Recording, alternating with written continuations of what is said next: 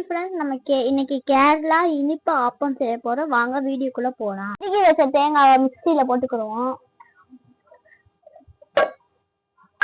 போட்டுட்டு சுக்கு, ஏலக்காய், சுக்கு போட்டுக்கலாம். தட்டி போட்டுக்கலாம், நல்லா தட்டி. அடுத்து வெல்லம் போட்டுக்கலாம். நீங்க ஜீனி போட்டாலும் பரவாயில்ல, நாங்க வெல்லம் போட்டுக்கோம். அடுத்து இட்லிக்கு வச்ச மா போட்டுக்கலாம்.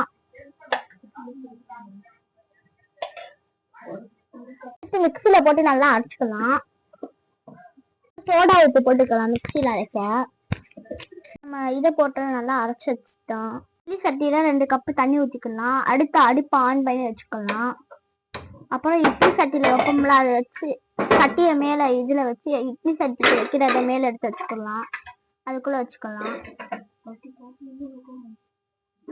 இன்னொன்னு வைப்போம்.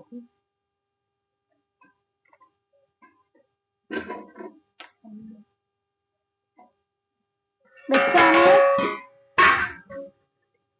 தட்டுல கொஞ்சம் எண்ணெய் ஊத்திக்கலாம்.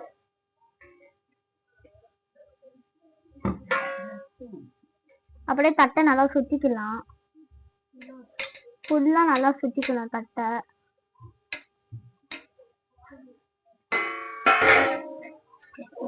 ஸ்ப்ரெட் பண்ணிக்கலாம். அப்புறம் நம்ம அரைச்சு வச்சு அதை எடுத்து இதுல ஊத்திக்கலாம்.